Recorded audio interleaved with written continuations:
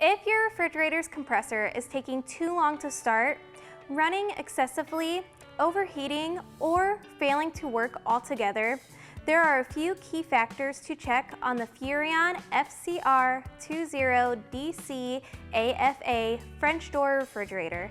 What is normal operation and some potential issues? Before diving into troubleshooting, consider these normal scenarios. High ambient temperature. If it's hot outside, the refrigerator will take longer to cool. Large food loads. Adding a lot of fresh or hot food increases the cooling time. Frequent door openings. Warm air entering the refrigerator forces it to work harder. Defrosting mode. The compressor may temporarily turn off during automatic defrost cycles. If your refrigerator eventually reaches and maintains the correct temperature, then everything is working as expected. However, if the compressor fails to start, runs excessively, or overheats, you may have an underlying issue that needs attention. Voltage issues, the most common cause. The refrigerator operates within a 10.5 volt to 15 volt DC range. If voltage drops too low or spikes too high, the compressor may not start or function properly. To troubleshoot voltage-related issues, check these 4 key areas. 1. Shore power. Is your RV plugged into a stable power source? Unstable voltage from shore power can prevent the compressor from starting. 2. The battery. Is the battery properly rated, installed, and in good condition? A weak or aging battery can cause inconsistent voltage delivery. 3. The converter. A faulty converter may cause voltage fluctuations or fail to provide adequate power. And 4. Wiring. Inspect all wiring connections for loose or corroded terminals, damaged or frayed wires, shorts in the circuit. Verify the power supply by checking voltage and amperage. Measure voltage.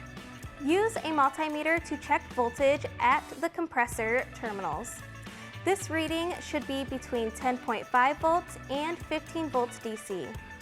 If voltage is too low or too high, amp draw readings won't be reliable, and the refrigerator may enter lockout mode to protect the compressor.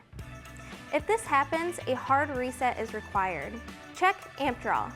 Measuring amperage can help identify low coolant levels, connection issues, and even a stalled compressor. If low amp readings indicate a refrigerant issue, check for leaks using an electronic leak detector and a visual inspection looking for oil residue on tubing or dried pools below the tubing. Both are common signs of a refrigerant leak. Identifying compressor noise and vibration. A properly functioning compressor should emit a smooth, consistent hum with occasional cracking or clicking noises as materials expand.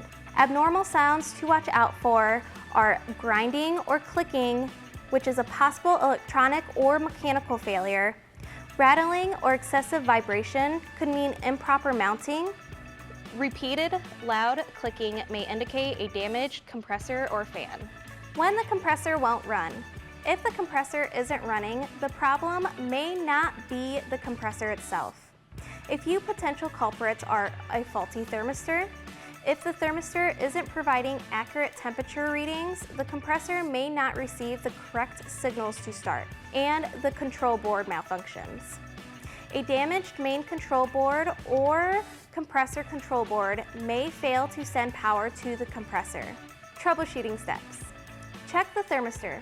Perform a temperature test to ensure each temperature sensor is properly connected to the main control board. Inspect the control board, looking for burn marks, bulging components, or corrosion.